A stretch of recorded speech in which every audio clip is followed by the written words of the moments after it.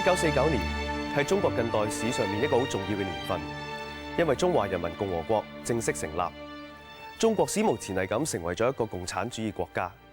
帶領住中國人行過呢一段路，當時嘅話事人係毛澤東。1949年至到1976年，毛澤東逝世嘅呢27年間，中國要面對住一個又一個嘅危機。對內點樣可以令到中國嘅經濟越嚟越好，人人都有飯食？對外又點樣處理同蘇聯同美國嘅外交關係呢？毛澤東喺建國嘅時候曾經講過一句説話，佢話中國人從此站起來了。咁事實上，中國人要站起來係咪真係咁容易呢？新時代底下嘅中國，到底佢哋又要面對啲咩危機呢？喺今集嘅節目入邊，將會同你睇下毛澤東帶領嘅中國人點樣行過一段復興之路。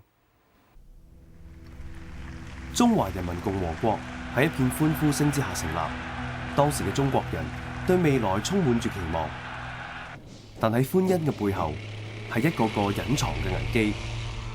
喺戰後，當時嘅中國社會經濟陷入低潮，通貨膨脹失控，糧食同工業產量急跌，國民平均收入跌到27蚊美金，人民生活苦況可想而知。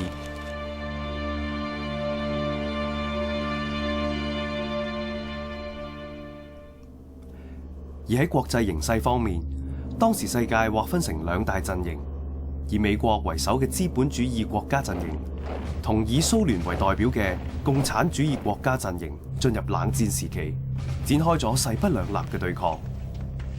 而作為共產主義國家嘅中國，被美國孤立，同好多西方國家嘅貿易因而中斷咗，經濟發展障礙重重。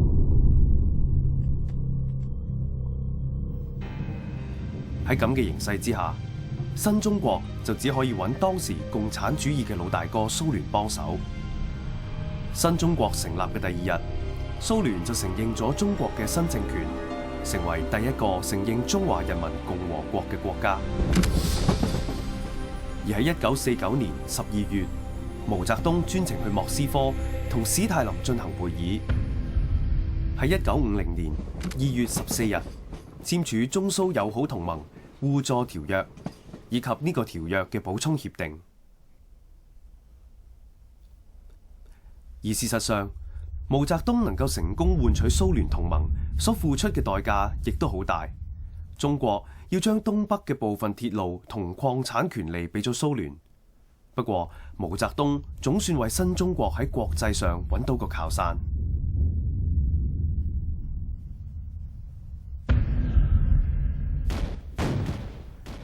而喺1950年6月，新中國捲入咗一次國際性嘅危機當中。當時嘅共產主義國家北韓突襲南韓，爆發韓戰。美國同聯合國好快介入。當聯合國軍隊越過300線，準備向北韓首都平壤進攻嘅時候，中國就喺蘇聯嘅支持底下，義無反顧咁應北韓嘅請求，派出100萬中國人民志願軍，實行抗美援朝。為咗應付戰爭，中國更加同蘇聯購買咗超過13億美元嘅裝備同物資。兩個陣營經歷3年以嚟嘅互相拉鋸之後，終於喺1953年7月簽訂停火協議。戰事雖然告一段落，但係新中國就喺呢場戰事入面元氣大傷，經濟進一步受到打擊。韓戰雖然係慘烈，但就大膽提升咗當時嘅中國喺國際之間嘅地位。最重要嘅係毛澤東成功咁得到史太林嘅信任。對當時又貧困又被孤立嘅中國嚟講，得到蘇聯嘅經濟援助係非常之重要嘅。喺得到蘇聯嘅經濟援助之後，毛澤東就推出咗一系列以蘇聯嘅計劃經濟為藍本嘅經濟改革，目的係希望人民嘅生活可以得到改善，稱之為第一個5年計劃。第一次喺中國推行所謂嘅計劃經濟，到底實質上有啲咩改變呢？當時嘅中國認為蘇聯嘅中央計劃經濟模式係成功嘅典範。由20世紀20、30年代開始，蘇聯喺短短10幾年間，由落後嘅農業國變身成為先進嘅工業國。而喺冷戰期間，更成為世界第2大經濟體系。蘇聯嘅成功令到中國認識到工業化嘅發展將會係中國經濟發展嘅新路向。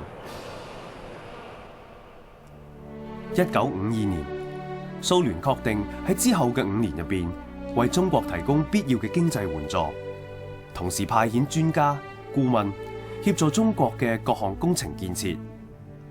中國預計喺1953年開始第一個5年計劃，不過由於中共喺管治國家方面嘅經驗不足，又缺乏周詳嘅計劃，到咗1955年，計劃先至可以完全啟動。第一個5年計劃包括咗694個工業項目，其中156個工廠喺蘇聯援助下建造。緊隨住工業化而嚟嘅係要將農業、手工業同工商業進行集體化。政府將以往嘅私有制變成公有制，當中嘅農業合作社就係由地主手中沒收土地同農具，再由國家重新分配俾冇地嘅農民。對中國人嚟講，呢個係翻天覆地嘅大改變。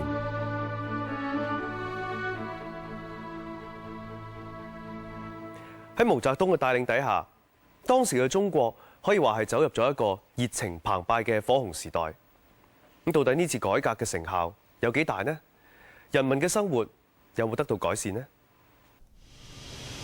？1953年11月30日，鞍山鋼鐵公司幾百個工人心情都非常興奮，大家都期待緊第一條由中國人自己生產嘅鋼鐵嘅出現。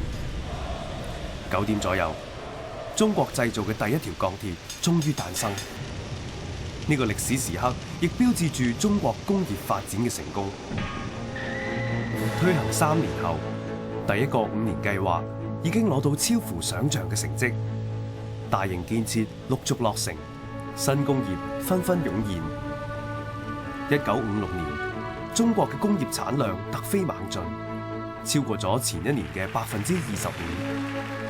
到咗1957年，鋼、鐵同電力產量又比原有目標多咗25%，糧食產量亦都超過目標嘅11%。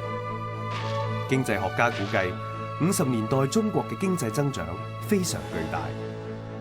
據估計，喺1952至1959年期間，中國國民生產總值總共增長咗70%，成績令人喜出望外。1956年9月，中國共產黨第8次全國代表大會召開，會上周恩來總結第一個5年計劃嘅初步成績，同時發表咗有關經濟發展嘅第2個5年計劃建議。而改革嘅話事人毛澤東對當時中國嘅發展前景更加充滿住無比嘅信心。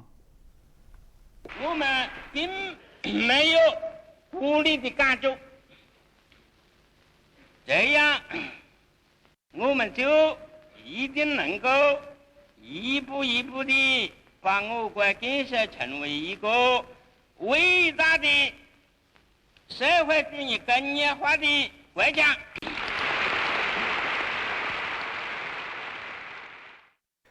毛澤東期望透過工業化同埋社會主義改造，一步步咁令到中國成為共產主義嘅理想世界。但係呢個理想係咪真係咁容易達成呢？呢個理想又係咪真係適合中國呢？其實喺世界各地都有人推行共產主義，但係成功嘅例子並唔多。喺1871年，巴黎公社只係維持咗短短嘅73日就宣告失敗。曾經係中國嘅學習對象蘇聯，因為過分着重重工業嘅發展，而令到人民嘅生活水準下滑。喺推行農業集體化嘅時候，遭受到大批農民嘅反對，最終都要宣告解體。要喺中國推行共產主義，其實係一個翻天覆地嘅大改變。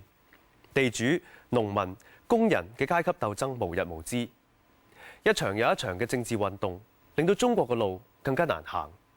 轉頭翻嚟，繼續同你一齊見證大時代。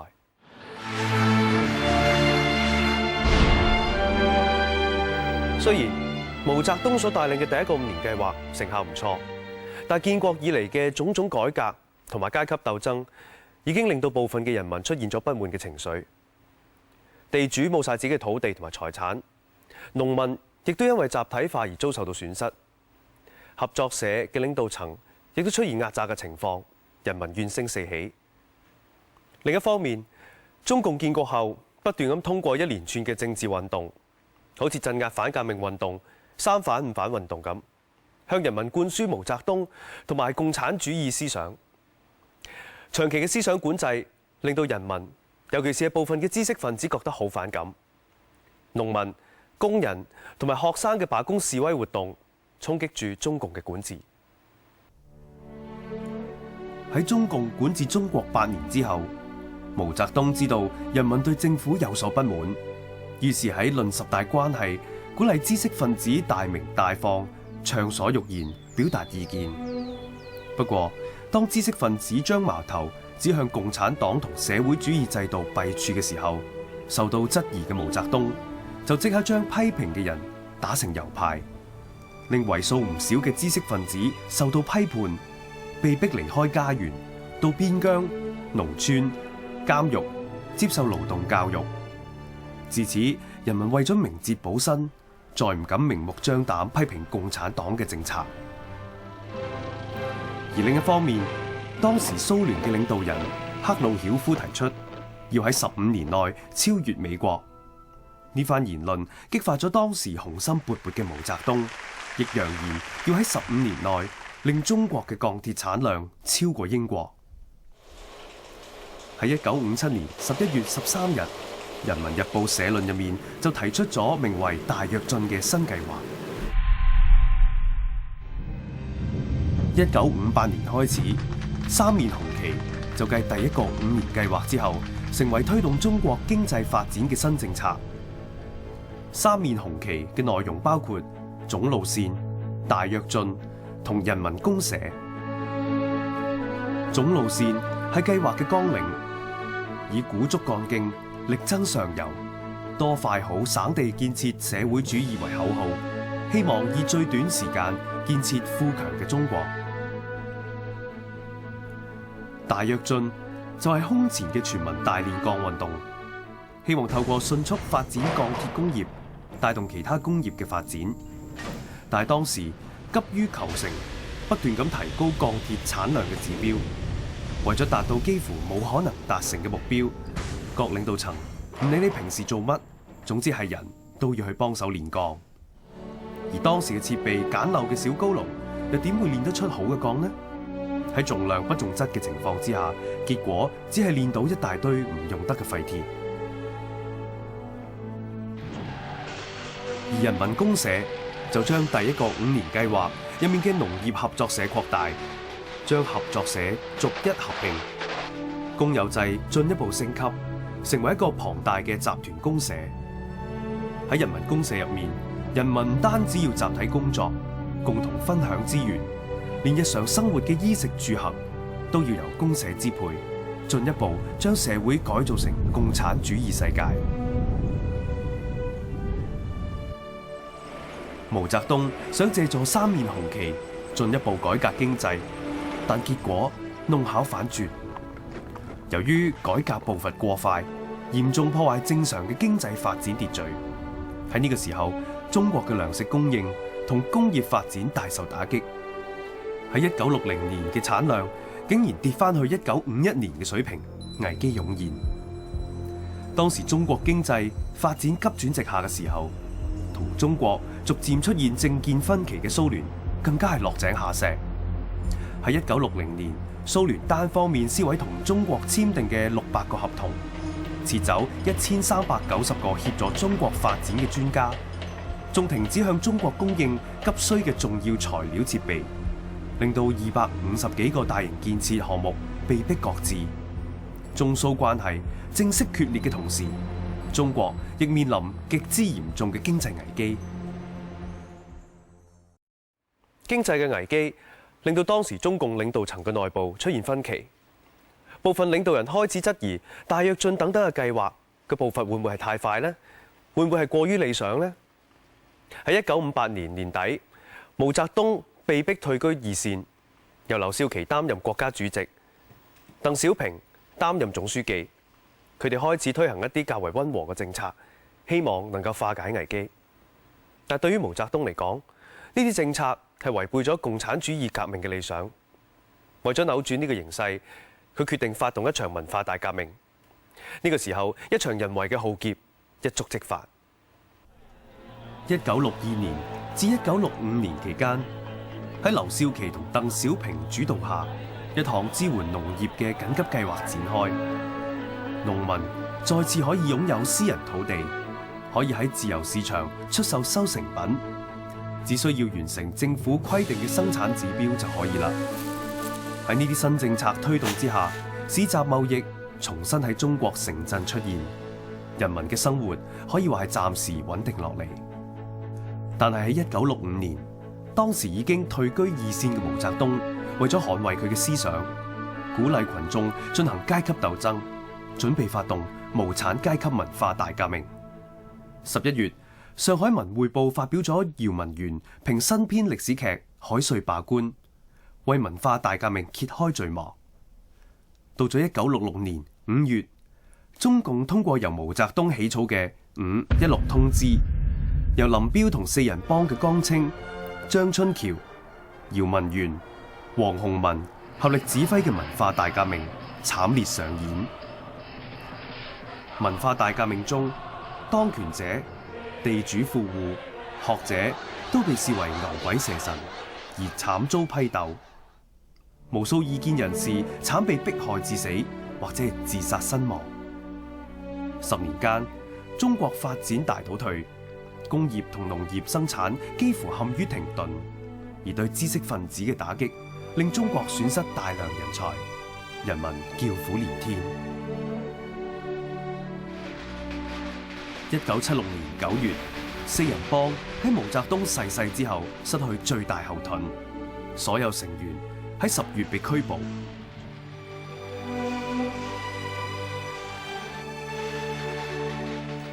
就喺中國內部七國咁亂嘅時候，中國同蘇聯因為兩國嘅意識形態爭論同邊界領土嘅糾紛衝突，將以往友好嘅關係轉為敵對。雖然當時毛澤東喺國內發動咗唔少嘅政治運動，但係佢對中國嘅外交發展亦都不敢怠慢。冇咗蘇聯呢一個大靠山，毛澤東唔想中國俾人哋孤立，轉而同另一個陣營嘅大阿哥美國建立友好關係。呢段時期，中華人民共和國終於被國際承認為中國唯一合法嘅政權。60年代至70年代嘅10年期間，毛澤東已經開始援助亞非及拉丁美洲嘅第三世界國家，期望建立良好嘅外交關係，避免中國自中蘇決裂之後再次陷入孤立無援嘅狀態。而同時，對於資本主義陣營嘅大阿哥美國亦擺出友善嘅姿態。1970年，中國破天荒邀請美國記者埃德加斯諾參加國慶慶典，而喺1971年，中國更加邀請喺日本作賽嘅美國乒乓球隊嚟中國表演，打破咗中美關係嘅僵局。呢個就係著名嘅乒乓外交。美國國務卿基辛格亦喺同年嘅9月秘密訪華。1971年10月25日，第26屆聯合國大會恢復咗中華人民共和國喺聯合國嘅合法席位。美國總統尼克遜亦喺呢一年宣布終止同中國實施咗20年嘅貿易禁運。尼克遜仲隨即喺1972年訪華。中國喺國際外交路上出現一片曙光。